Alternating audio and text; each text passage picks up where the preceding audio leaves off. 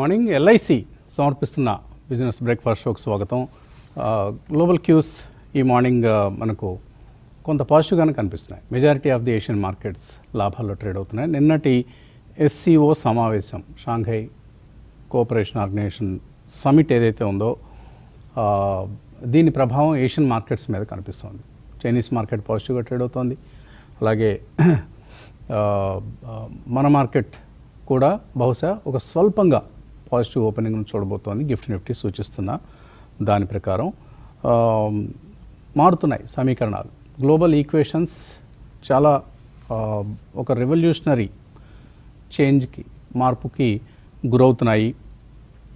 ఈ మారుతున్న సమీకరణాల పట్ల అమెరికా అధ్యక్షుల వారు ఆగ్రహంతో ఉన్నారు. ఎస్సీఓ సమావేశం డొనాల్డ్ ట్రంప్ని అసహనానికి గురి చేసింది అనడంలో ఎటువంటి సందేహం కూడా లేదు. ఆయన నిన్న ట్రూత్ సోషల్లో ఒక ట్వీట్ పెట్టారు. ఏమని, ఇండియా అనుసరించినటువంటి ట్రేడింగ్ విధానం చాలా వన్ సైడెడ్గా ఉంది, it is a totally one sided disaster అని ట్రంప్ చెప్తున్నారు. మనం టారిఫ్ తగ్గిస్తామన్నామట ఇప్పుడు, కానీ ఇప్పటికే ఆలస్యం అయిందట. ఇప్పుడు మనం చూస్తున్నాం ఆయన ట్వీట్ ఏదైతే ఉందో అందులో చివరిలో ఆయన అంటున్నారు చూడండి, they have now offered to cut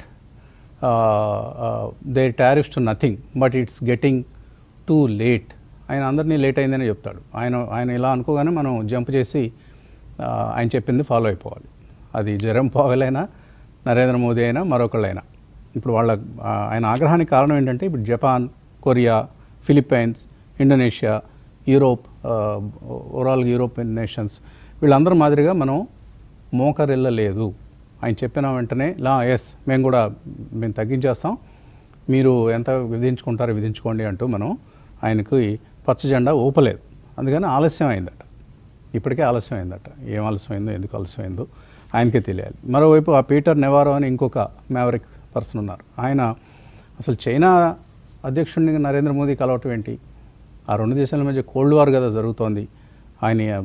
Narendra Modi అసలు ఎందుకు ఆయన్ని కలిశారో అంటే షీ జిన్పింగ్ ఎవరైతే చైనా ప్రీమియర్ ఉన్నారో ఆయన ఏమనుకుంటున్నారో నాకు అర్థం కావట్లేదని అంటున్నాడు.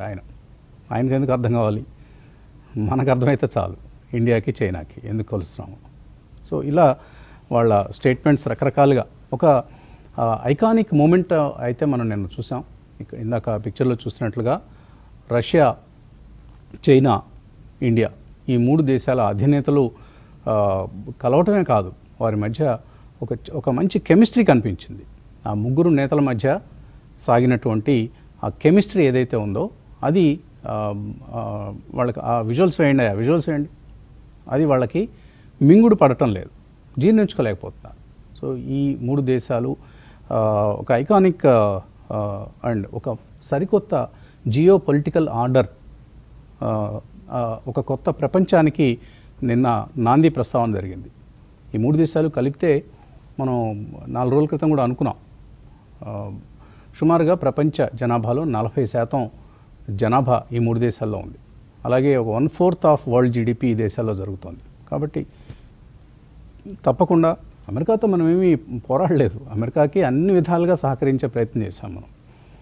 కాకపోతే ఇద్దరికీ ఆమోదయోగ్యంగా ఉండే విధంగా, ఇరు ప్రయోజనాలు రక్షించుకునే విధంగా ఉండాలి. ఎందుకంటే America all side and is a world's largest economy, ఒక అతిపెద్ద మార్కెట్, అతిపెద్ద ధనిక దేశం. ఆ దేశంతో ఎవ్వరు కూడా విరోధం కోరుకోరు, చక్కగా ఉండాలి, అమెరికన్స్ తో మంచి స్నేహపూర్వక సంబంధాలు కొనసాగాలని కోరుకుంటారు ఎవరైనా.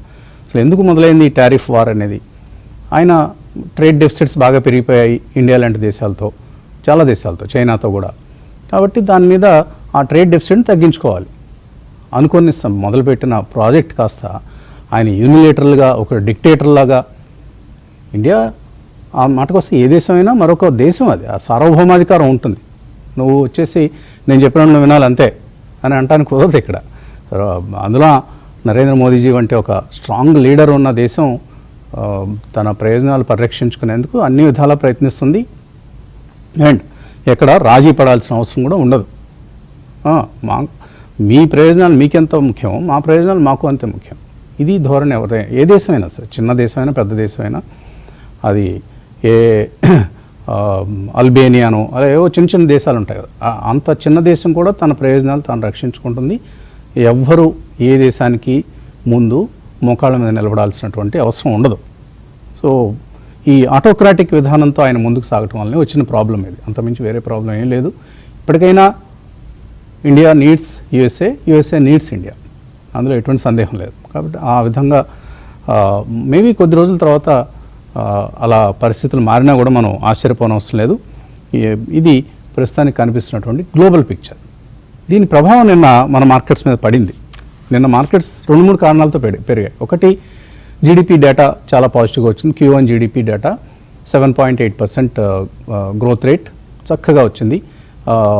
ఇంత అన్సర్టెంటీ ఉన్న తరుణంలో వచ్చినటువంటి డేటా మార్కెట్స్కి తప్పకుండా ఒక ఉత్సాహాన్ని ఇచ్చింది.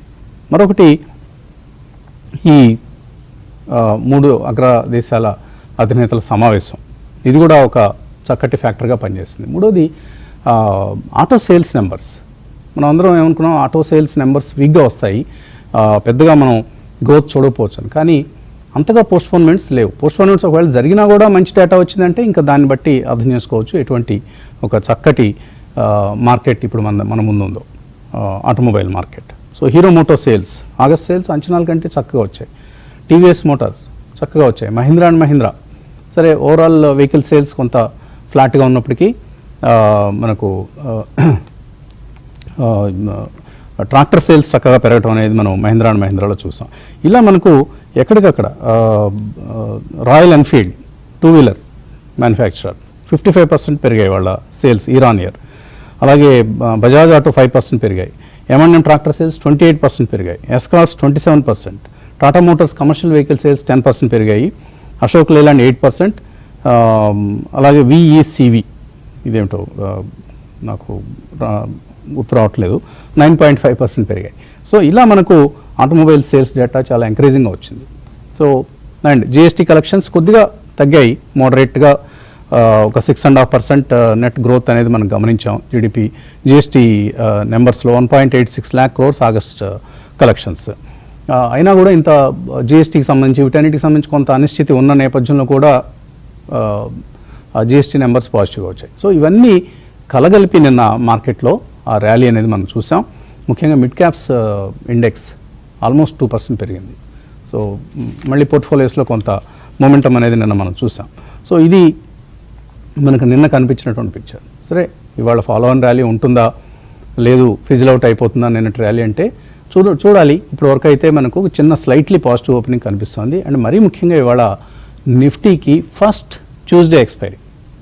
సో ఇది కూడా మన ట్రేడింగ్ ప్యాటర్న్స్ని సమూలంగా మార్చివేయగలిగేటువంటి ఒక పరిణామం ఉండడంలో ఎటువంటి సందేహం లేదు. ఎందుకంటే ఇప్పటిదాకా థర్స్డే, ఒక మండే, ట్యూస్డే, వెన్స్డే 3 రోజులు ఉన్నాయి నిఫ్టీకి సంబంధించి. సెన్సెక్స్ ట్యూస్డే ఉంది కానీ సెన్సెక్స్ వాల్యూమ్స్ తక్కువగా ఉంటాయి కాబట్టి అయినా కూడా వోల్టైలిటీ ఉంటుంది సెన్సెక్స్ ఎక్స్పైరీ సమయంలో కూడా. నిన్న మండే ఒక ట్రెండింగ్ డే, ఒక మంచి positive trend, highest point of the day దగ్గర మార్కెట్స్ క్లోజ్ అయ్యాయి. కానీ ట్యూస్డే ఇవాళ ఎక్స్పైరీ ఉంది కాబట్టి తప్పకుండా కొంత కన్సాలిడేషన్ లేదు, ఎక్స్పైరీ రిలేటెడ్ అడ్జస్ట్మెంట్స్ జరుగుతాయి. సో ఇక్కడ నుంచి మనం మండే, ట్యూస్డే ఈ 2 రోజులు వీక్ ప్రారంభంలోనే చాలా హడావుడి జరుగుతూ ఉంటుంది. వెన్స్డే నుంచి కొంచెం మళ్ళీ హడావుడి సర్దుమణుగుతుంది. థర్స్డే రోజు సెన్సెక్స్ ఎక్స్పైరీ ఉన్నప్పటికీ కూడా ఇది మనం ఇక్కడ నుంచి చూడబోతున్నటువంటి ఒక పరిణామం. నిన్న కొంత బయింగ్ జరగడంతో పుట్ కాల్ రేషియో పెరిగింది, కొంత పుట్ రేటింగ్ జరిగింది. అండ్ ఆటోమొబైల్స్, IT స్టాక్స్ నిన్న చాలా అవుట్ పర్ఫామ్ చేశాయి. కాకపోతే లాస్ట్ 1 monthలో నిఫ్టీ ఏమీ ఎక్కడికి వెళ్ళలేదు, ఎక్కడికి కదలలేదు. 0.24% పెరిగింది అంతే లాస్ట్ 1 monthలో. అలాగే నిఫ్టీ బ్యాంక్ 2.9% తగ్గింది. సో బ్యాంక్ నిఫ్టీ వీక్గా ఉంది. అండ్ స్టాక్ స్పెసిఫిక్ యాక్షన్ ఎలాగో కొనసాగుతుంది. ముఖ్యంగా ఆటోస్, ఈ FMCG ఇవి మనకు సెకండ్ హాఫ్ ఆఫ్ ఆగస్ట్లో మంచి మూవ్స్ రావడం చూసాం.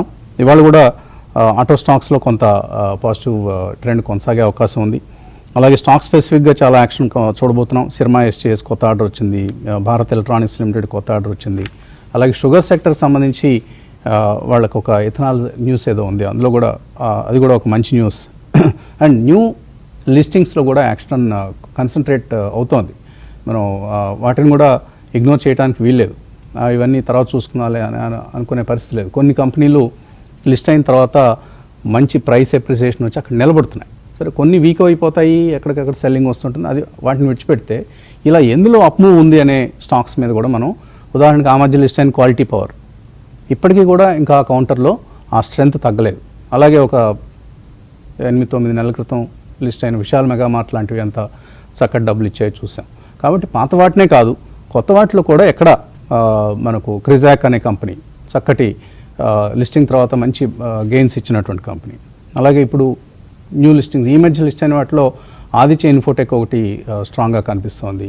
Because India's leading surveillance brand, ఈ సీసీ కెమెరాలు అవి సప్లై చేసేటువంటి కంపెనీ. అలాగే జేమ్ అరోమాటిక్స్ అని ఇలాంటి కంపెనీలో కొంత యాక్షన్ మనం చూస్తున్నాం. వీటిని కూడా మనం దృష్టిలో పెట్టుకొని ఇన్వెస్ట్మెంట్ డెసిషన్స్ని తీసుకోవాలి. అండ్ అనలిస్ట్తో మాట్లాడదాం. కుటుంబరావు గారు, ఏంటి ఎలా చూస్తున్నారు? ఇవాళ ఫస్ట్ నిఫ్టీ ట్యూస్డే ఎక్స్పైరీ ఉంది కాబట్టి ఏ విధంగా ట్రేడింగ్ జరిగే అవకాశం ఉంది? కాస్త ఎక్సైట్మెంట్ అయితే ఉందండి, ఎందుకంటే ట్యూస్డే ఎక్స్పైరీ అనేది యూజువల్లీ థర్స్డే ఎక్స్పైరీ ఉన్నప్పుడు ఏంటంటే వీకెండ్ ఫ్యాక్టర్ ప్లే చేసేది. ఎందుకంటే శుక్రవారం కొత్త పొజిషన్స్ తీసుకునే వాళ్ళకి సాటర్డే సండే అనమాట టైం డికే అనేది ఉంటుంది ఆప్షన్స్ లో అనమాట. ఆ టైం డికే అనేది అనమాట ఇప్పుడు కాస్త అవాయిడ్ అవుతా 3 ట్రేడింగ్ సెషన్స్ ఉంటాయి. మంగళవారం నాడు సెటిల్మెంట్ లో పొజిషన్ తీసుకుంటే కూడా ఫ్రెష్ గా అనమాట కొత్తది వెనస్డే, థర్స్డే, ఫ్రైడే 3 days ఉంటుంది బిఫోర్ టైం డికే అనమాట. కాబట్టి డెఫినెట్లీ వైల్డ్ గా మూవ్స్ కూడా ఉండే పాసిబిలిటీ ఉంటుంది. కాస్త చూడాలన్నమాట, మోర్ ఇంట్రాడే యాక్టివిటీ కూడా పెరుగుతుంది అని చెప్పేసి అయితే అనుకుంటాం. కాబట్టి అది పక్కన పెడితే కనుక సెటిల్మెంట్ ఇష్యూస్ సరే ఎదిగో 4 రోజులైతే అలవాటు అయిపోతారు ట్రేడర్స్, తిరిగి బ్యాక్ టు ఓల్డ్ డేస్ లాగా అనమాట వాల్యూమ్స్ పికప్ అవుతాయి, నడుస్తూనే ఉంటుందని చెప్పేసి అయితే అనుకోవచ్చు. అయితే మ్యాక్రో ఫ్యాక్టర్స్ లో కపుల్ ఆఫ్ పాజిటివ్స్ కూడా ఉన్నాయి నిన్న. డిస్పైట్ అనమాట జిఎస్టీ 2.0 వస్తుంది, దాంట్లో అనమాట స్మాలర్ వెహికల్స్ చీపర్ కావచ్చు, ఇవన్నీ అన్న తర్వాత కూడా అనమాట ఆటోమొబైల్ సేల్స్ రీజనబ్లీ బాగుంటాం, జిఎస్టీ కలెక్షన్స్ కూడా ఓవరాల్ గా అనమాట ఇన్ లైన్ ఉంటాం. అయితే ఒకటి చూడాలి, between the lines GST collections లో చూస్తే రిఫండ్స్ తగ్గినాయి, అందుకని చెప్పేసి కాస్త హయ్యర్ గా అనిపిస్తుంది అనమాట. అది ఒకటి పాయింట్ ఆఫ్ అబ్జర్వేషన్ అని అంటాను. అయితే ఓవరాల్ గా మాత్రం మ్యానుఫ్యాక్చరింగ్ యాక్టివిటీ ఆగస్ట్ లో మ్యానుఫ్యాక్చరింగ్ యాక్టివిటీ 17-year హై వచ్చింది హెచ్ఎస్బిసి పిఎంఐ డేటా కనుక నిన్న చూస్తే. కాబట్టి ఇండియన్ మార్కెట్స్ అయితే రెసిలియంట్ గా ఉంది, ఇండియన్ ఎకానమీ రెసిలియంట్ గా ఉంది అని చెప్పేసి అయితే అనుకోవాలి. ఎప్పుడు నిఫ్టీ చూస్తాం మనం, కానీ సెన్సెక్స్ వంక చూస్తే 80,000 పైకి తిరిగి అనమాట నిన్న క్రాస్ అయి నిలబడగలిగింది. దట్ ఈస్ ఏ పాజిటివ్ అని చెప్పేసి అని అంటాను. రెండో పక్కన ప్రెషియస్ మెటల్స్ పెరుగుతున్నాయి. సిల్వర్ ఆల్ టైమ్ హైక్ వచ్చేసింది 1,23,500, మేబీ 2 lakhs టచ్ అయినా కూడా సర్ప్రైజ్ కాకూడదు సిల్వర్ నెక్స్ట్ 2 years లో అని చెప్పేసి అని అంటున్నారు. In fact first time silver ETFs లో కూడా బయింగ్ అవుతాను. కాబట్టి చూడాలి సిల్వర్ మూవ్స్ ఎట్లా ఉంటాయి అనేది. మన మార్కెట్ వర్క్ వస్తే గనక క్లియర్ కట్ గా మనం రిపీటెడ్ గా చెప్పాం, పీసీఆర్ 0.7 దగ్గరకు వచ్చినప్పుడల్లా బయింగ్ జోను అదని చెప్పేసి అది క్లియర్లీ ప్రూవ్ అయింది. నిన్న కూడా 0.7 నుంచి పీసీఆర్ ఒక్కసారి 1.14 కి పెరిగింది. అదే విధంగా మార్కెట్ కూడా 200 points ఎట్లా పెరిగిందో కూడా మనం చూస్తాం. కాబట్టి నెక్స్ట్ టైం 0.7 కి ఎప్పుడన్నా వస్తే వీకిష్ మూమెంట్ లో పీసీఆర్ అనమాట ఆ టైం అప్పుడు కొనటం కూడా అనమాట అడ్వాంటేజెస్ అవుతుంది అని చెప్పేసి అని అర్థం చేసుకోవాలి. విక్స్ కూడా అనమాట బాగా తగ్గింది, క్లోజర్ టు 11 వచ్చేసింది. ఎందుకంటే ఇప్పుడు క్లియర్ తగ్గుతోంది ఓవరాల్ గా అనమాట. షాంఘై సమిట్ కానీ ఇవన్నీ అయిన తర్వాత కూడా సరే ఇక అమెరికన్ న్యూస్ డిస్కౌంటెడ్ గా చూస్తున్నారు డిస్పైట్ ట్వీట్స్ ఇవన్నీ వచ్చి. యాక్చువల్ గా ఏమవుతుంది డీల్ అనేది అయితే మాత్రం ఖచ్చితంగా ఇంపార్టెంట్, అది అందరు వెయిట్ కూడా చేస్తున్నారు. సరే నిన్న హింట్ ఏంటంటే ఏదో దగ్గరకు వచ్చాము అన్నదైతే మాట చెప్తున్నారు అనమాట. నాట్ ఇట్స్ టూ లేట్ అని అన్నా కూడా అనమాట సమ్ డీల్ అనమాట ఫైనలైజ్ అవుతుంది అన్నట్టు అనమాట. ఎందుకంటే బ్రెజిల్ పైన 50, ఇండియా పైన 50, ఇట్లా ఈ దీంతో అమెరికా ఐసోలేట్ అవుతుంది, కానీ అమెరికాకి అడ్వాంటేజ్ ఉండదని చెప్పేసి అయితే మాత్రం వాళ్ళు రియలైజ్ అవుతారు ఎట్ సమ్ పాయింట్. అయితే ఒక్క న్యూస్ వాళ్ళ మార్నింగ్ ఫ్లాష్ అవుతుంది, అది ఎంతవరకు నిజం అనేది చూడాలి. ఫార్మా పైన 200% ఇంపోర్ట్ డ్యూటీస్ వేస్తానని అంటుంది. కాబట్టి ఈ ఫెటాల్ ఆ న్యూస్ కి ఏమన్నా కాస్త జెన్యూనిటీ ఉంటే కనుక డెఫినెట్లీ ఫార్మా స్టాక్స్ ఎఫెక్ట్ అయ్యే సూచనలు అయితే క్లియర్ గా మన దగ్గర కనిపిస్తాం. టెక్నికల్లీ లాంగ్ బిల్డప్ ఎక్కడైంది అంటే స్పెక్యులేటివ్ లాంగ్స్ అనేది చూస్తే గనక సమాన్ క్యాపిటల్, నువామా, కేన్స్, అంబరు ఇలాంటి స్టాక్స్ లో అనమాట. నిన్న కేన్స్ లార్జ్ మూవ్ కూడా చేయటం చూసాం, దాదాపు 8% మూవ్ అనమాట. వాటిలో స్పెక్యులేటివ్ లాంగ్స్ కనిపించినాయి. షార్ట్స్ ఫ్రెష్ గా చూస్తే గనక ఫార్మాలోనే కనిపించినాయి. ఆల్కెమ్, దారో, అరవిందో ఫార్మా, దివి ల్యాబ్స్, రిలయన్స్ లో కూడా షార్ట్స్ కనిపించినాయి. చూడాలి. కన్విక్షన్ తో డెలివరీ ఎక్కడ ఎక్కువ ఉందంటే మాత్రం cement stocks, Shree cement, Dabur, HDFC bank, power grid, Muthoot finance ఇలాంటి వాటిలో అనమాట డెలివరీ లాంగ్స్ కనిపించినాయి. కాబట్టి మేబీ ఆ స్టాక్స్ లో కాస్త అప్ ఉండే సూచనలు కూడా క్లియర్లీ కనిపిస్తుంది. చూడాలన్నమాట. అయితే ఎఫ్ఐఎస్ యాజ్ యూజువల్ అమ్ముతానే ఉన్నారు. కానీ నేను ఎఫ్ఐఎస్ అమ్మిన దానికంటే కూడా డొమెస్టిక్ ఇన్స్టిట్యూషన్స్ 2 times ఎక్కువ కొనటం కూడా మనం చూసాం. అయితే ఒక ఫ్యాక్టర్ లాస్ట్ ఫ్యూ క్వార్టర్స్ నుంచి కేర్ఫుల్ గా మనం చూస్తే గనక దాదాపు 50% ఆఫ్ ది నిఫ్టీ 500 కంపెనీస్ లో ప్రమోటర్ స్టేక్ తగ్గించుకున్నారు. అంటే వాల్యుయేషన్స్ ఎక్కువగా ఉన్నప్పుడు, ప్రీమియం గా ఉన్నప్పుడు లాస్ట్ 2 years 23, 24 లోనమాట, 25 ఎర్లీ పార్ట్ లో కూడా ప్రమోటర్స్ వాళ్ళ స్టేక్ తగ్గించుకుని డబ్బులు కాస్త ఇంటికి తీసుకెళ్లారనేది అయితే మాత్రం అర్థం చేసుకోవాలి. కంట్రోల్ స్టేక్ అయితే ఉంటుంది, బట్ ఎక్సెస్ ఈక్విటీ స్టేక్ ఏదైతే ఉందో ఆర్ క్యూఐపీస్ ద్వారా అక్యుములేట్ చేసి స్టేక్స్ ఏవైతే ఉన్నాయో అవి అమ్ముకోవటం అయితే చూసాం. దిస్ ఈస్ అన్ అబ్జర్వేషన్ అని అంటారు. తిరిగి ప్రమోటర్స్ ఎప్పుడైతే బైబ్యాక్ మొదలు పెడతారో అప్పుడు వాళ్ళ స్టాక్ చీప్ గా ఉంది, వాల్యుయేషన్ రీజనబుల్ గా ఉంది అని తిరిగి వాళ్ళు బయింగ్ చేయటం మొదలు పెడితేనే నేను అనుకుంటున్న ఇన్వెస్టర్స్ కూడా కాన్ఫిడెన్స్ వస్తుంది అని చెప్పేసి అయితే అనుకోవాలి. ఐటీ స్టాక్స్ లో కొంచెం వీక్నెస్ కనిపించవచ్చు, ఎందుకంటే వాళ్ళ హైరింగ్ కానీ లే ఆఫ్స్ కానీ ఈ డేటాస్ అన్ని కూడా చూస్తూ ఉంటే తిరిగి యూనియన్స్ కూడా తెర మీదకి వస్తాయా అనేది కూడా కాస్త ఇయర్స్ కూడా వస్తున్నాయి. కాబట్టి ఐటీ స్టాక్స్ మాత్రం కాస్త రేంజ్ బౌండ్ ఉండొచ్చు అని చెప్పేసి అని అంటాను. అయితే ఒక ఫ్రీ కేసు ఏదైతే సుప్రీంకోర్టులో ఎథనాల్ బ్లెండింగ్ పైన వేశారో పెట్రోల్లో అనమాట, అది సుప్రీంకోర్టు కొట్టేయటంతో ఇప్పుడు పాన్ ఇండియా ఎథనాల్ యూసేజ్ స్టడీగానే ఉంటుంది, పెరుగుతుంది అని చెప్పేసి కూడా అర్థం చేసుకోవాలి. That is welcome news for large ethanol producing sugar companies అని చెప్పేసి అని అంటారు. All in all as of now అయితే కనుక మార్కెట్లో కంగారు పడాల్సింది అవసరం లేదు. Stay invested, but be prepared. Sudden గా అనమాట బాక్సింగ్ పంచ్ లాగానమాట ఈ అమెరికా దగ్గర నుంచి న్యూస్ ఏమొస్తుంది అనేది మాత్రం మనం చెప్పలేం. కాబట్టి వాటికైతే ప్రిపేర్డ్ కావాలి. Economy wise we are doing pretty well అని చెప్పేసి సెలెక్ట్ స్టాక్స్, సెలెక్ట్ సెక్టార్స్ లో ఇన్వెస్టెడ్ గానే ఉండమని చెప్పేసి అని అంటారు. ఓకే, నా కుటుంబంలో అన్నట్లుగా డిఐఐస్ నిన్న కూడా చక్కగా వాళ్ళ పని వాళ్ళు చేసుకుంటూ వెళ్ళిపోయారు. 4,345 కోట్ల రూపాయల వర్త్ స్టాక్స్ని వాళ్ళు క్యాష్ మార్కెట్లో కొనడం చూసాం. ఇది 25th month డిఐఐస్ వరుసగా ప్రతి నెల నెట్ బయర్స్గా ఉండడం అనేది ఇప్పటికీ గత 25 నెలల్లో 11.4 లక్షల కోట్ల రూపాయల డబ్బును వాళ్ళు ఇన్వెస్ట్ చేశారు. సరే, ఎఫ్ఐఎస్ అమ్ముతున్నారు, కానీ దానికి రెట్టింపు పరిణామంలో డిఐఎస్ కొంటూ ఉండడం వల్లనే మార్కెట్లు మనం ఇలాగా ఇంత రెసిలియంట్గా నిలబడటం అనేది చూస్తున్నాం. లేదంటే ఎఫ్ఐఎస్ అమ్మిన ధోరణికి ఈ పాటికి మన నిఫ్టీ 5,000కో వచ్చేయాలి. అంత హ్యూజ్ సెల్లింగ్ అనేది ఒక ఆగస్టులోనే $4 billion అమ్మారు వాళ్ళు. సో అటువంటి సెల్లింగ్ అనేది మనకు ఎఫ్ఐఎస్ నుంచి కొనసాగుతున్నప్పటికీ డిఐఎస్ కొనడం మార్కెట్ను నిలబెడుతోంది. ఇప్పటికీ ఈ సంవత్సరంలో 5 లక్షల కోట్ల రూపాయలు ఎఫ్ఐఎస్ ఇన్వెస్ట్ చేశారని వాటి బిజినెస్ స్టాండర్డ్లో ఒక ప్రధానమైనటువంటి వార్తగా కనిపిస్తుంది. సో అండ్ ఈ డిఐఎస్ మనీ ఎక్కడి నుంచి వస్తుంది? మన దగ్గర నుంచి, అంటే రిటైల్ ఇన్వెస్టర్స్ నుంచి. వీళ్ళు చేస్తున్న ఎస్ఐపీలు కావచ్చు, లాంసమ్ ఇన్వెస్ట్మెంట్స్ కావచ్చు, మ్యూచువల్ ఫండ్స్లో అవి మార్కెట్కు మద్దతుగా సహాయంగా నిలుస్తుంది. బ్రేక్ తీస్తున్నాం. బ్రేక్ తర్వాత రామకృష్ణ గారితో, క్రాంతి గారితో మాట్లాడదాం.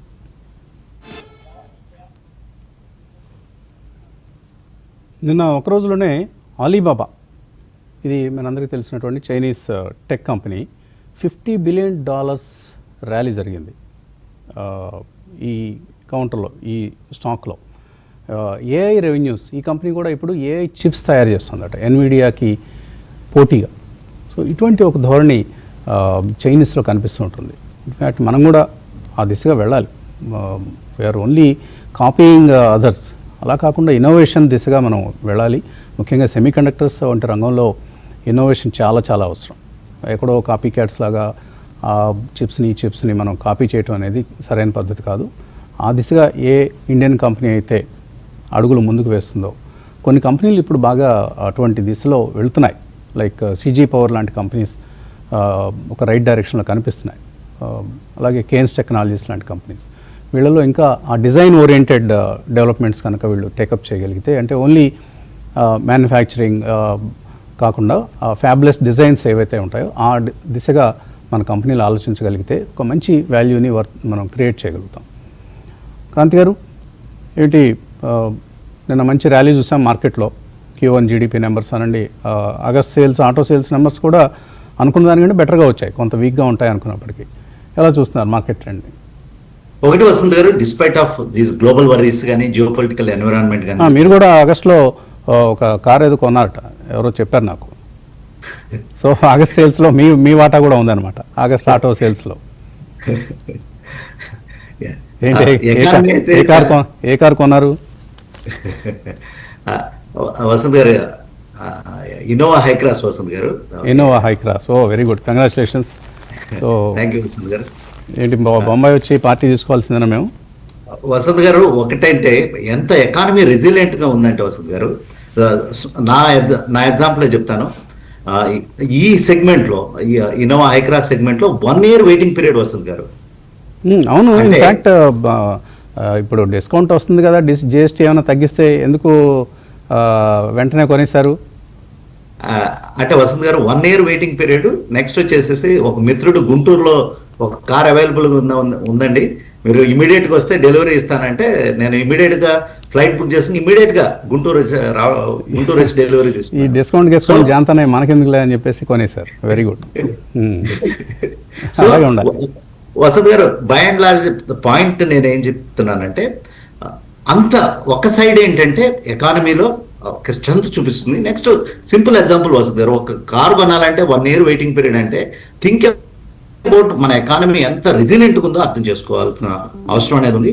అది GDP నెంబర్స్ లో ట్రూగా రిఫ్లెక్ట్ అవుతుంది. Of course entry level cars లో కనుక చూస్తే కనుక ఆటో నెంబర్స్ లో నెంబర్స్ తగ్గుతున్నాయి, ఎందుకంటే ఇండియన్ ఎకానమీ ఒక పారామౌంట్ షిఫ్ట్ అనేది జరుగుతుంది. ఓకే, హై ఎండ్ లో కనుక చూసినట్లయితే బాగా డిమాండ్ ఉంటుంది, లో ఎండ్ లో ఎంట్రీ లెవెల్ కార్ అనేది తగ్గుతుంది. సో ఎకానమీలో ఒక పారాడిమ్ షిఫ్ట్ అనేది జరుగుతుంది. Coming to your point, economy చాలా రెసిలియంట్ గా, చాలా స్ట్రెంత్ గా ఉంది వసంత్ గారు. అదే that's what reflecting in the market. And DAS అంత స్ట్రాంగ్ గా బయింగ్ చేస్తున్నారంటే, మీరు ఇందాక చెప్పినట్లు ఆగస్ట్ నెలలో foreign portfolio investors around 35,000 crores selling చేస్తే, మనకి నార్మల్ గా ఈ సెల్లింగ్ ని మర్చిపోయి మనం గ్లోబల్ ఇష్యూస్ అది మాట్లాడుకుంటాం, నార్మల్ గా జరుగుతుంది. కానీ మీరు చెప్పినట్లు డొమెస్టిక్ ఇన్స్టిట్యూషనల్ ఇన్వెస్టర్స్ చాలా స్ట్రాంగ్ గా ఒక రాక్ సాలిడ్ గా నిలబడటం వల్ల మనం మార్కెట్ లో కరెక్షన్ గురించి ఏం మాట్లాడుకోవట్లేదు. మనం ఏం మాట్లాడుకుంటాం అంటే 24,500 దగ్గర లెవెల్ దగ్గర నిఫ్టీ నిలబడిందని అనుకుంటున్నాం. మీరు కరెక్ట్ పాయింట్, చాలా వ్యాలిడ్ పాయింట్ రైజ్ చేశారు. ఈ టైప్ ఆఫ్ సెల్లింగ్ గనక ఒక 10 ఏళ్ల క్రితం జరిగి ఉంటే వసంత్ గారు, నాట్ ఈవెన్ $4 billion, $1 billion కనుక సెల్లింగ్ కనుక జరిగి ఉంటే కనుక మార్కెట్ లో ఒక పానిక్ మూమెంట్ అనేది ఉండేది. Next balance of payment crisis దాకా వెళుతూ ఉంటాం, మనం చూసాం ఒక 10-15 years బ్యాక్. ఇప్పుడు ఈ మార్కెట్ లో ఎంత షిఫ్ట్ అయిందంటే, కంప్లీట్ క్యారిడోర్స్, క్యాష్ ఫ్లో క్యారిడోర్స్ ఎంత షిఫ్ట్ అయినాయి అంటే, నథింగ్. $4 billion అంటే నథింగ్ కింద మార్కెట్ లో మనం చూస్తున్నాం. సో ఇండియన్ మార్కెట్ అనేది అంత మెచ్యూర్ అవుతుంది. నెక్స్ట్ డిఐఎస్ యొక్క స్ట్రెంగ్త్ అనేది అంత స్ట్రాంగ్ గా పెరగటం మనం చూస్తున్నాం, thanks to the retail investor and thanks to the strong economy, domestic economy what we are witnessing Vasanth garu. Market బాగానే నిలబడింది, కానీ రూపాయి వీక్ అయిపోయింది. అది ఈ FI సెల్లింగ్ వల్ల జరిగినటువంటి ఒక దుష్పరిణామం అనాలి. రూపీ బాగా వీక్ అయిపోయింది, ఆల్మోస్ట్ 89 రూపీస్కి దగ్గరగా వచ్చేస్తుంది. అదొకటి కొంత అందరం కలవరపడాల్సినటువంటి పరిణామం. Ramakrishna garu, Tuesday expiry, welcome to Tuesday expiry చెప్దామా? అదే అండి, ట్యూస్డే ఎక్స్పైరీ యాక్చువల్గా NSE ఫస్ట్ వచ్చినప్పుడు 1995 లో ట్యూస్డే ఎక్స్పైరీ ఉండేదండి. అప్పుడు ఉండేది, కరెక్ట్. అప్పట్లో నో డెలివరీ పీరియడ్స్ అని చెప్పేసి 1 month పీరియడ్ స్టాక్స్ కి రిజల్ట్స్ టైంలో మనకి నో డెలివరీ ఉండేది. ఆ టైంలో ఆ స్టాక్స్ ఎక్స్పైరీ అన్ని ట్యూస్డేస్ అయ్యాయి. సో తర్వాత చాలా సంవత్సరాల తర్వాత మళ్ళీ ట్యూస్డే ఎక్స్పైరీ మనం చూస్తున్నాము. సో మనకి వీక్లీ ఎక్స్పైరీస్ ఉన్నాయి, అట్లాగే మంత్లీ ఎక్స్పైరీ కూడా ట్యూస్డేకి మార్చారు. సో ఆటోమేటిక్ గా సెన్సెక్స్ ఎక్స్పైరీ థర్స్డేకి మూవ్ అయిపోయింది. సో ఫస్ట్ ఎక్స్పైరీ ఈ రోజు అందరూ చూస్తున్నారు. సో మీరు ఓపెనింగ్ కామెంట్స్ లో చెప్పినట్లు ఇదివరకు టైం డికే అనేది ఇనిషియల్ గా అయిపోయి తర్వాత స్లోగా డికే అయ్యేది థర్స్డేకి. ఇప్పుడు ఏంటంటే కొంచెము టైం డికే కాకుండా ఆప్షన్ బయర్ కూడా కొంచెం ఛాన్స్ ఉండే అవకాశం ఉంది ఫ్రైడే దాకా.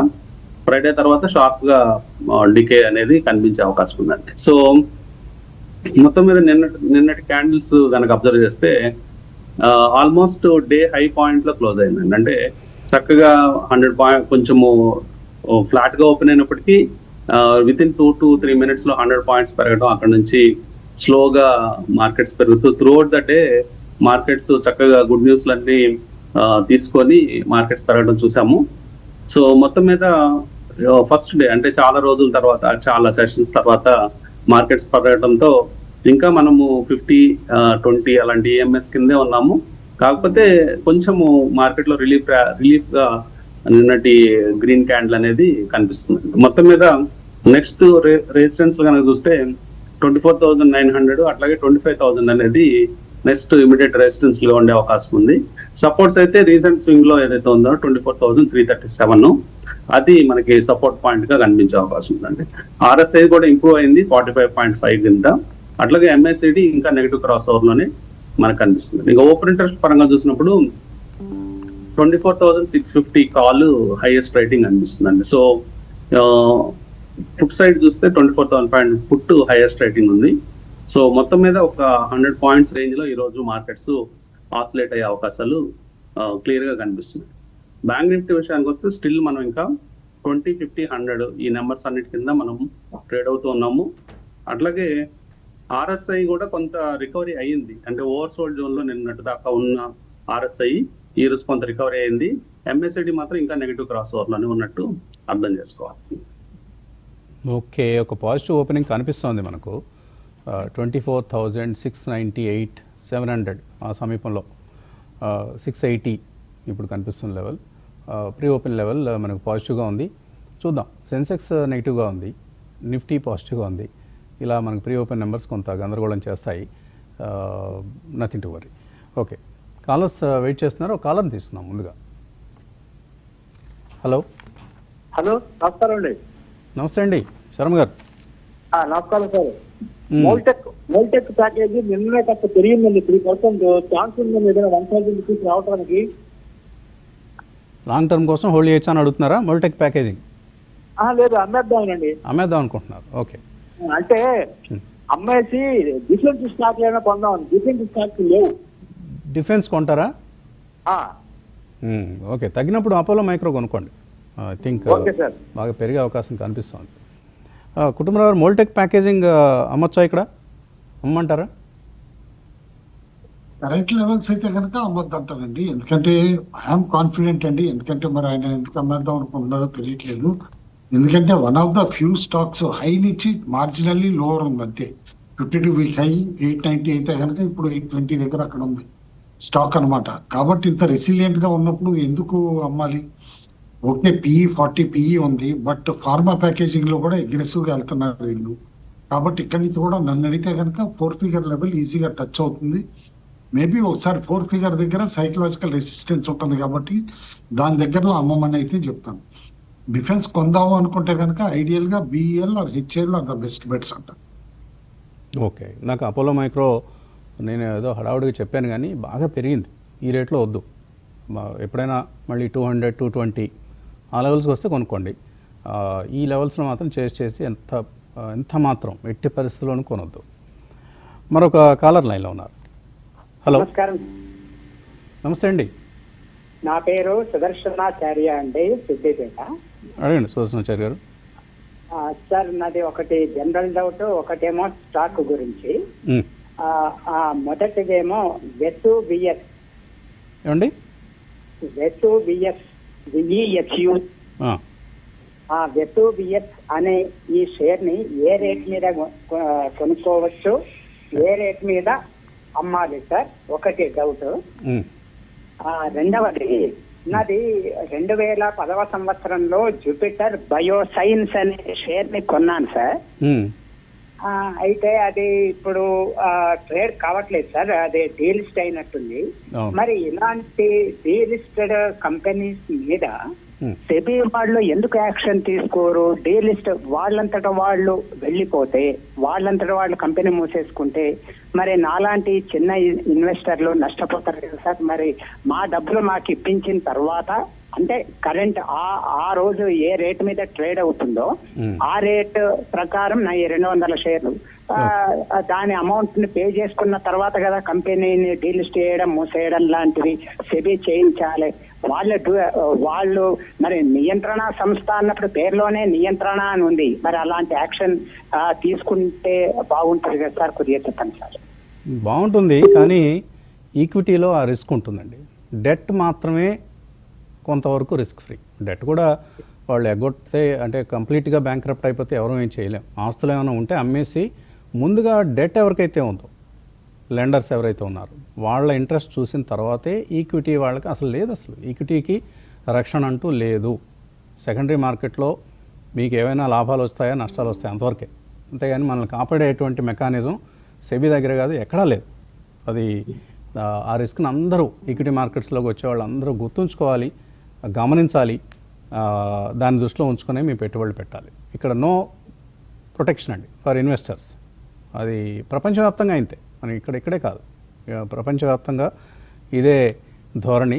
కాబట్టి పోయే కంపెనీలు చాలామంది కొంటుంటారు, రూపాయే కదా అని. పోతే రూపాయి పోతుంది, 100% పోతుంది, మళ్ళీ వెనక్కి రాదు. ఆ దృష్టిలో పెట్టుకోండి. వెసువియస్ గురించి కుటుంబరావు చెప్తారా, క్రాంతి గారు చెప్తారా?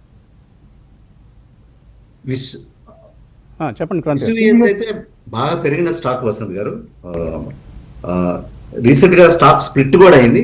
డిప్స్ లో లాంగ్ టర్మ్ కోసం యాడ్ చేసుకోవాలి వసంత్ గారు. ఈ స్టాక్ ఏంటంటే లాంగ్ టర్మ్ అంటే 3 to 5 years హొరైజన్ ఉండాలి. ఈ స్టాక్ కనుక చూసింటే వసంత్ గారు 3-4 years బ్యాక్ మన షోలో కూడా SUVS 1500 రేంజ్ లో చెప్తుంటే అది 6000కి వెళ్ళి మళ్ళీ స్టాక్ స్ప్లిట్ అవటం జరిగింది. ఓకే, సో ఈ స్టాక్ ని డిప్స్ లో స్లోగా యాడ్ చేసుకోవాలి వసంత్ గారు. డిప్స్లో యాడ్ చేసుకోవచ్చు. ఏ లెవెల్స్ చెప్తారా? ఎక్కడ ఎంతవరకు తగ్గినప్పుడు కొనొచ్చు? రామకృష్ణ గారు మీరు ఏమైనా చెప్తారా? లెవెల్స్ చెప్తారా? ఎక్కడ ఎంటర్ కావచ్చు? లెవెల్స్ అంటే ప్రస్తుతం 508 దగ్గర స్టాక్ మనం క్లోజ్ అయిందండి. ప్రస్తుతం 525, 530 క్రాస్ అయిన టైంలో యాడ్ చేసుకోవచ్చు స్లోగా. ఇప్పుడు ప్రస్తుతం కొద్దిగా కన్సల్టేషన్ మోడ్ లో ఉంది. 530 దాటిన తర్వాత యాడ్ చేసుకోవచ్చు అండి స్టాక్. 530 క్రాస్ అయిన తర్వాత కొనడం మొదలు పెట్టండి. 525, 530 లెవెల్స్ క్రాస్ అయిన తర్వాత. ఓకే, ఇంకో కాలర్ ఉన్నారా? మరో కాలర్ ఉన్నారు. హలో హలో, నమస్తే అండి. నమస్తే, నా పేరు రాఘవరావు అండి. అడిగాను. నా పేరు రాఘవరావు అండి. నేను రాఘవరావు హైదరాబాద్ నుంచి హెరిటేజ్ ఫుడ్స్ ఉన్నాయండి, 380లో కొన్నానండి. అది లాంగ్ టర్మ్ కి ఉంచుకోమంటారా, అమ్ముకోమంటారా? లాంగ్ టర్మ్ కోసం హోల్డ్ చేయొచ్చా? హెరిటేజ్ ఫుడ్స్ కుటుంబరావు గారు మంచి రేట్లో కొన్నారండి. మనం ఆ టైం అప్పుడు 360, 380 లెవెల్స్ లో అక్యుములేట్ చేయమని కూడా చెప్పాం అనమాట. Stock over a period around 650 levels కి వెళ్ళొచ్చు అనమాట. క్లోజర్ టు దట్ అమ్మంటాను. రీసెంట్లీ ఒక స్పైక్ వచ్చింది 520, 530 దాకా. అక్కడి నుంచి కరెక్ట్ అయ్యి ఇప్పుడు 470 లెవెల్స్ లో కన్సాలిడేట్ అవుతుంది. హోల్డ్ అండి, కంగారేం లేదు, రీసెంట్ రిటర్న్స్ ఇస్తుంది. హోల్డ్ చేయండి. ఇక్కడ కూడా ఏమీ పెద్దగా తగ్గే అవకాశం లేదన్నది కుటుంబరావు గారి అభిప్రాయం. అయ్యా ఇంకో కాల్ ఉన్నారా? హలో సార్, నమస్కారం. నమస్తే అండి, అడగండి. నా పేరు మధుసూదన్ రెడ్డి సార్, బెంగళూరు నుంచి. బెంగళూరు నుంచి మధుసూదన్ రెడ్డి, అడగండి. మన దగ్గర ఒక 700 షేర్స్ ఉన్నాయి సార్, 69 రూపీస్ లో. ఏదండి? అశోక్ లైలాండ్. అశోక్ లైలాండ్ ఉన్నాయి. ఏ రేట్లో? 69 రూపీస్ దగ్గర 700 షేర్స్ ఉన్నది. 69. ఓ, మంచి రేట్లో కొన్నారు మీరు. సో అది హోల్డ్ చేయమంటారా, ఇంకా సెల్ చేయమంటారా? కుటుంబరావు, నేను అశోక్ లైలాండ్ నెంబర్స్ కూడా పాజిటివ్గానే వచ్చాయి.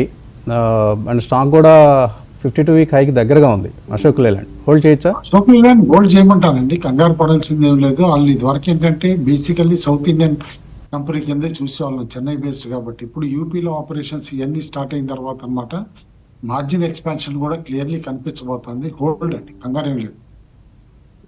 హోల్డ్ చేయండి. నేను నెంబర్స్ చూస్తే అశోక్ లైలాండ్ ఈ క్వార్టర్ కొంత బెటర్ నెంబర్స్ అనౌన్స్ చేసే అవకాశం కనిపిస్తుంది. బ్రేక్ తీసుకోవాలా? ఓకే. ఓ చిన్న బ్రేక్ తీసుకుని వచ్చాం.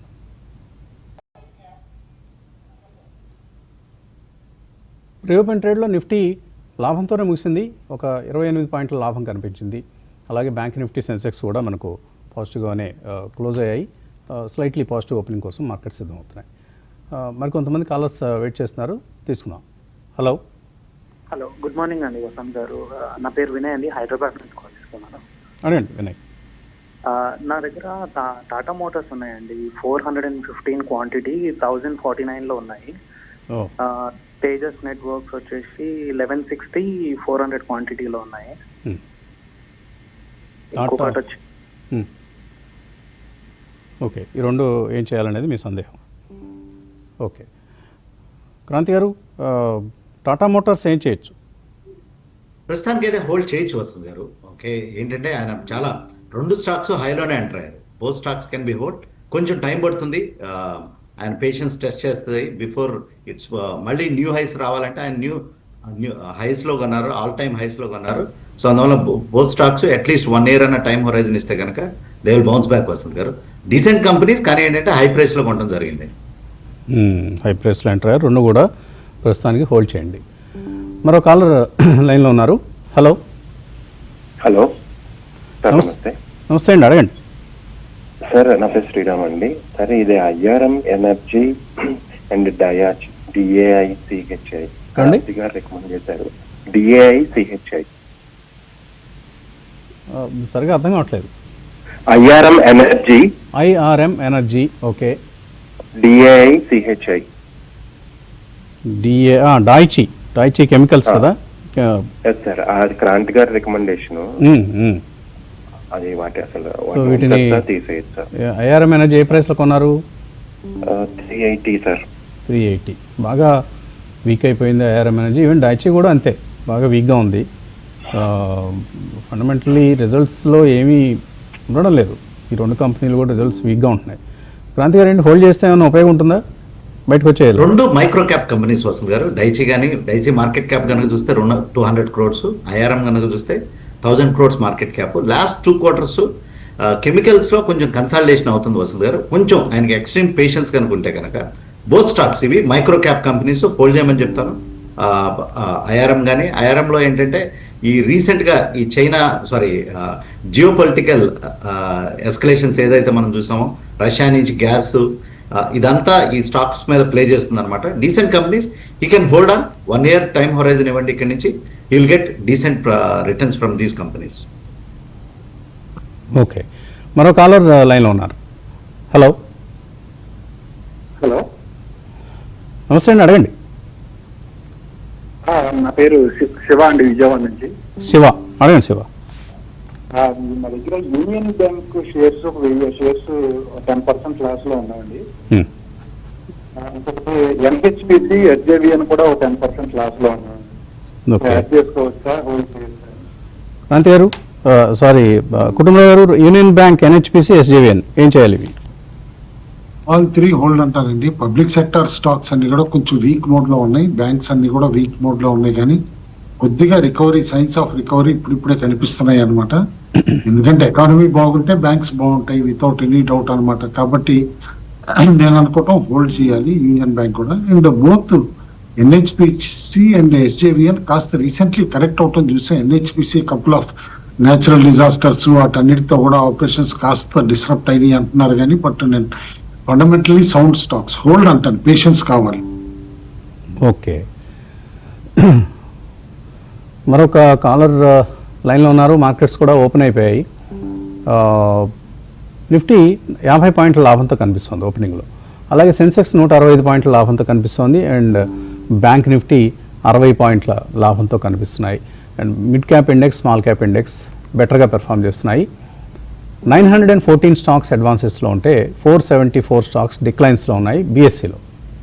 So IDFC first bank, Canara bank ఇటువంటి and HDFC life, Hero MotoCorp, Reliance industries, Eternal ఇవన్నీ కూడా నిఫ్టీలో మనకు పాజిటివ్ ఓపెన్ అయిన counters.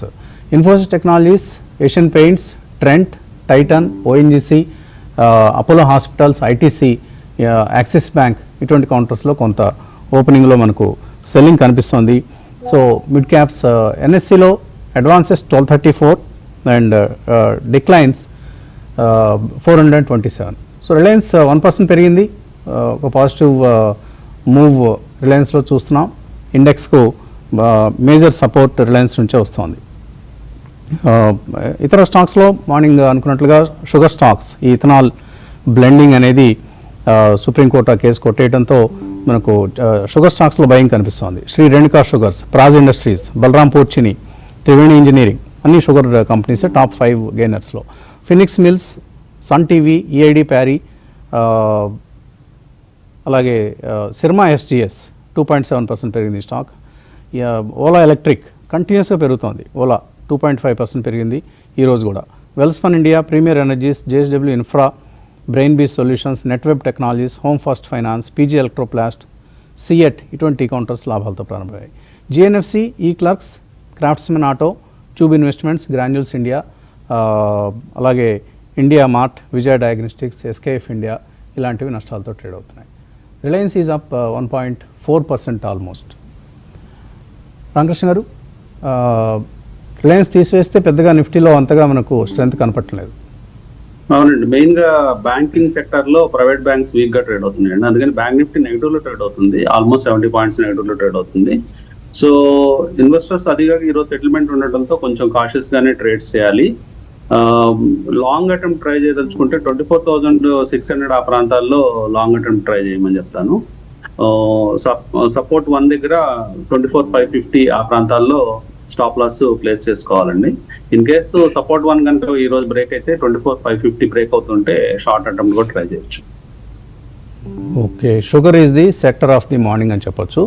All sugar stocks, Renuka sugars, Bajaj Hindustan కూడా మనకు పాజిటివ్గానే ఓపెన్ అయింది. ఉత్తమ్ షుగర్స్ ఇటువంటివన్నీ, బలరాంపూర్ చిని ఇవన్నీ కూడా ఎనీవేర్ బిట్వీన్ 5 to 12% వరకు కూడా మనకు లాభాలతో కనిపిస్తున్నాయి. ఓకే, శ్రీలత మెయిల్ పంపించారు. పెద్ద పోర్ట్ఫోలియో చదివారు. ఎన్హెచ్పిసి ఉన్నాయి 105 రూపాయలు, ఇప్పుడే హోల్డ్ చేయమని చెప్పారు కుటుంబరావు గారు. కుటుంబరావు గారు, ఇరిడా ఏం చేయొచ్చు, హోల్డ్ చేయొచ్చా? ఇక్కడ కూడా కంటిన్యూస్ గా వీక్ ఉందండి. Lower top lower bottom form అయింది, కానీ అట్ సమ్ పాయింట్ అన్నమాట పుల్ బ్యాక్ ర్యాలీ రావచ్చు. ర్యాలీ వచ్చినప్పుడు అయితే మాత్రం ఎగ్జిట్ అవ్వమాట. ఎందుకంటే చాయిస్ సోలార్ లో వేరే కంపెనీలు కూడా చాయిస్ పెరుగుతుంది బాగా. ONGC hold or exit? ONGC hold అంటానండి, ఏం కంగారు పడాల్సిన అవసరం లేదు. Large cap stock, good dividend paying company, భయపడాల్సిన అవసరం లేదు. Bank okay. అవాంటెల్ హోల్డ్ అండి. Avantel hold, buy and declines. NCC 240లో ఉన్నాయి, hold. And Suzlon hold. Okay. Naresh Kumar mail చూద్దాం. విబిఎల్ ఉన్నాయి, ఎలికాన్ ఇంజనీరింగ్ ఉన్నాయి, అనంతరాజ్ 15% లాస్లో ఉన్నాయట. ఇవి ఇంకా యాడ్ చేసుకోవచ్చా డిప్స్లో? ఇవి అనంతరాజ్ అయితే స్లోగా ఈ ప్రైస్ రేంజ్ లో లాంగ్ టర్మ్ యాడ్ చేసుకోవచ్చు వస్తుంది. ఒక 2-3 ఇయర్స్ హొరైజన్ ఉండాలి. ఈ స్టాక్ రీసెంట్ గా హై టచ్ అయ్యి మళ్ళీ స్టాక్ కన్సాలిడేట్ అవుతుంది. ఈ రియల్ ఎస్టేట్ స్పేస్ కానీ డేటా సెంటర్ థీమ్ కానీ కొంచెం కన్సాలిడేషన్ ఫేజ్ లో ఉంది. లాంగ్ టర్మ్ హొరైజన్ అనుకుంటే యాడ్ చేయొచ్చు. వరుణ్ బెవరేజెస్ వస్తుంది గారు ప్రస్తుతం కొంచెం వెయిట్ చేయమని చెప్తాను. కొంచెం స్టాక్ ఇక్కడి నుంచి కూడా కొంచెం కరెక్ట్ అయితే స్లోగా లాంగ్ టర్మ్ అక్యుములేట్ చేసుకోవాలి. నెక్స్ట్ ఏంటంటే ఒకటి గుర్తుంచుకోవాలి వస్తుంది గారు, వరుణ్ బెవరేజెస్ లో ప్రతి ఒక్కళ్ళు ఈ స్టాక్ బాగా పెరిగింది, ఇంకా పెరుగుతుందని వస్తున్నారు. కానీ ఏంటంటే ఈ స్టాక్ 2 లక్షల కోట్లు మార్కెట్ క్యాప్ టచ్ చేసి ప్రస్తుతం 1,67,000 crores మార్కెట్ క్యాప్ దగ్గర ఉంది. ఈ టైం నుంచి నాకు డబుల్ అవ్వాలండి, లాస్ట్ 3 years లో డబుల్ అయిందని వస్తే కనుక ఇక్కడ నుంచి 3 లక్షల కోట్లు మార్కెట్ క్యాప్ యాడ్ అవ్వాలి. అంటే ఎన్నో మిడ్ క్యాప్ కంపెనీస్ యొక్క మార్కెట్ క్యాప్ యాడ్ అవ్వాలి. సో ఆ లాజిక్ దృష్టిలో పెట్టుకుని పొజిషన్స్ బిల్డప్ చేసుకోవాలి. ఇక్కడ నుంచి కూడా 10 to 15% డీసెంట్ రిటర్న్స్ ఈ స్టాక్ ఇస్తుంది. రాజశేఖర్ అడుగుతున్నారు, ఆయన high market cap, high PE stocks అంటే భయం అంట, కాబట్టి లో ఫ్రీ ఫ్లోట్, చిన్న ఈక్విటీ ఉన్నవి కొంటారట. అది కూడా బాగానే ఉంటుంది. కాకపోతే ఆల్ సైడ్ అండ్ ఫండమెంటల్స్ చూసుకోవాలండి. ఫస్ట్ అవి చూడాలి. అంటే company business models, revenues, profits, ఇటువంటివి రిటర్న్ ఆన్ ఈక్విటీ ఎలా ఉంది, ఇవన్నీ చూసిన తర్వాత అప్పుడు మీరు అన్న క్రైటీరియాలు చూసుకోవాలి. కుటుంబంలో మీరే ఉంటారు. ఫండమెంటల్సే చూడాలండి, అంతేగాని హై కాస్ట్ హై పీఈ ఉందని మాత్రం అది ఫాలసీ అనమాట. చాలా మంది అది తప్పు నోషన్ లో ఉంటారు. లో పీఈ అంటే యూజువల్లీ ఎందుకు లో పీఈ ఉందనేది కూడా ఆలోచించాలి కదా. కొన్ని సెక్టార్స్ కి ఫ్యాన్సీ లేకపోతే యాజ్ ఏ సెక్టార్ లో పీఈ కమాండ్ చేస్తుంది, అండ్ అందులో మళ్ళీ ఇండివిజువల్ కంపెనీస్ ఇంకా లో పీఈస్ కూడా ఉంటాయి. అదే ఫ్యాన్సీ ఉన్న సెక్టార్ ఆల్వేస్ హైయర్ పీఈ ఉంటుంది, లైక్ న్యూ జనరేషన్ స్టాక్స్ ఉన్నాయి, ఆర్ రీసెంట్ సోలార్ స్టాక్స్ ఉన్నాయి, ఇవన్నీ కూడా అనమాట. వాటిలో హయ్యర్ పీఈ ఉంటుంది డెఫినెట్లీ అనమాట. వాల్యుయేషన్ ఎక్కువ ఉంటుంది, గ్రోత్ కూడా ఎక్కువ ఉంటుంది కాబట్టి అనమాట భయపడాల్సిన అవసరం కూడా లేదు. ఇట్స్ ఏ పీఈని బట్టి ఇన్వెస్ట్ చేయటం అనేది ఇట్స్ ఏ రాంగ్ నోషన్ అండి. ఓకే, కొద్దిగా మాస్ చిప్లో చాలా రోజుల తర్వాత ఒక చిన్న ప్రైస్ యాక్షన్ అనేది మనకు కనిపిస్తుంది. 178, 179 దగ్గర ట్రేడ్ అవుతుంది. ఏథర్ ఎనర్జీ 53% ప్రాఫిట్లో ఉన్న ఐపీఓ అలాట్మెంట్లో వచ్చాయి. సౌజన్య ప్రాఫిట్ బుక్ చేసుకోవచ్చా, లేదు 1 year కోసం హోల్డ్ చేయొచ్చా? ఏథర్ ఎనర్జీ, ఈ ఎలక్ట్రిక్ వెహికల్స్ కంపెనీ. మార్కెట్ పెరిగింది ఇట్లా అని చెప్పి ఏదైతే నాయిస్ వచ్చిందో అనమాట, దాన్ని బట్టి అయితే కనుక యాజ్ ఆఫ్ నో హోల్డ్ అని అంటారు. హోల్డ్ చేయండి, ఇప్పుడే కదా ఈ ఎలక్ట్రిక్ వెహికల్ షేర్లలో కొద్దిగా గిరాకీ మొదలైంది. పిఎన్బి హౌసింగ్, రాము నర్సీపట్నం నుంచి. పిఎన్బి హౌసింగ్ 25% లాస్లో ఉన్నారు. జెన్ టెక్నాలజీస్ 17%, ఆర్సీఎఫ్ 8% లాస్లో ఉన్నారు. యావరేజ్ ఏమైనా చేయొచ్చా ఇవి? ఎవరేజింగ్ అరౌడ్గా చేయాల్సిన అవసరం లేదండి. మళ్ళీ చూస్తా సెకండ్ క్వార్టర్ రిజల్ట్స్ కూడా దగ్గరకు వచ్చేస్తున్నాయి అనమాట. ఎందుకంటే సెప్టెంబర్ ఎంటర్ అయిపోయాం, సెప్టెంబర్ 30th దాటిందంటే కనుక సెకండ్ క్వార్టర్ రిజల్ట్స్ కూడా మొదలవుతాయి. కాబట్టి ఇప్పుడు మిగతా అన్సర్టనిటీస్ ఏవైతే ఉన్నాయో యూఎస్సీ ఇవన్నీ కూడా సార్ట్ అవుట్ అయిన తర్వాతే యావరేజింగ్ ఆలోచించవచ్చు, ఇప్పుడైతే అనవసరం. నాగేంద్ర బెంగళూరు నుంచి, రోసెల్ టెక్సిస్ ఈ స్టాక్ కొంటారట, ఈ టైంలో కొనుక్కోవచ్చా?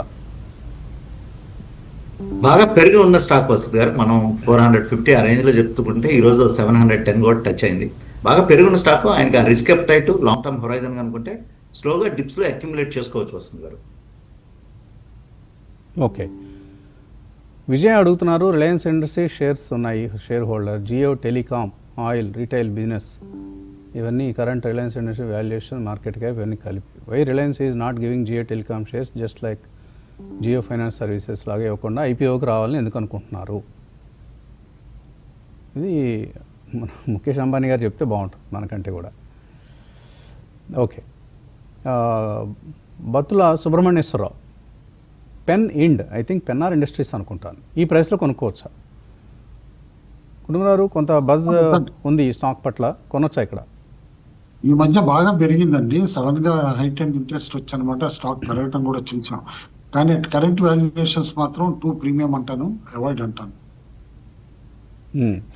జిందాల్ సా వేణుకుమారి అడుగుతున్నారు, జిందాల్ సా ఉన్నాయి 225 రూపాయలు, హోల్డ్ చేయొచ్చా, ఎగ్జిట్ కావచ్చా?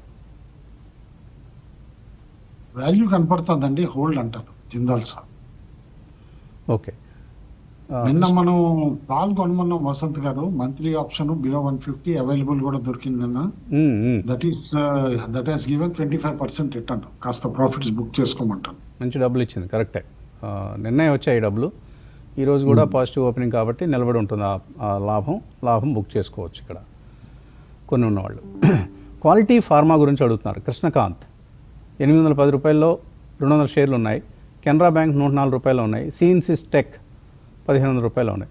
రామకృష్ణ గారు, కెనరా బ్యాంక్ మీరు ఆ మధ్య ఐ థింక్ రాఖీ రోజు ఎప్పుడో సజెస్ట్ చేశారు, హోల్డ్ చేయొచ్చా? 300 షేర్లు 104లో హోల్డ్ చేసుకోవచ్చు అండి. అంటే బాగానే ఉంది, కాకపోతే రీసెంట్ గా మార్కెట్స్ వరుసగా పడిపోవడంతో ఈ అన్ని స్టాక్స్ లాగా ఇది కూడా పడిపోయింది. 1 year పాటు మనం హోల్డ్ చేసుకున్నట్లయితే మంచి డీసెంట్ రిటర్న్ వస్తుంది. అట్లాగే ఆల్ టైమ్ హై కూడా క్రాస్ అయ్యే ఛాన్సెస్ కనిపిస్తున్నాయి. అరౌండ్ 127 దగ్గర ఆల్ టైమ్ హై ఉందండి. సో హోల్డ్ చేసుకోవచ్చు అండి స్టాక్. కుటుంబంలో క్వాలిటీ ఫార్మా హోల్డ్ చేయొచ్చా? ట్రేడింగ్ స్టాప్ పెట్టమంటారండి కంపల్సరీగా.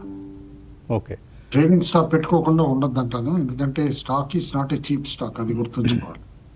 సిఇన్సిస్ టెక్ హోల్డ్ చేయండి. ఈ జియో స్పేషియల్ సర్వీసెస్లో వాళ్ళు మంచి ప్రోగ్రెస్ సాధిస్తున్నారు. థ్యాంక్ యూ కుటుంబరావు గారు, క్రాంతి గారు, రామకృష్ణ గారు. ఇది ఇవాల్టి బ్రేక్ఫాస్ట్ షో. వీక్షించినందుకు ధన్యవాదాలు.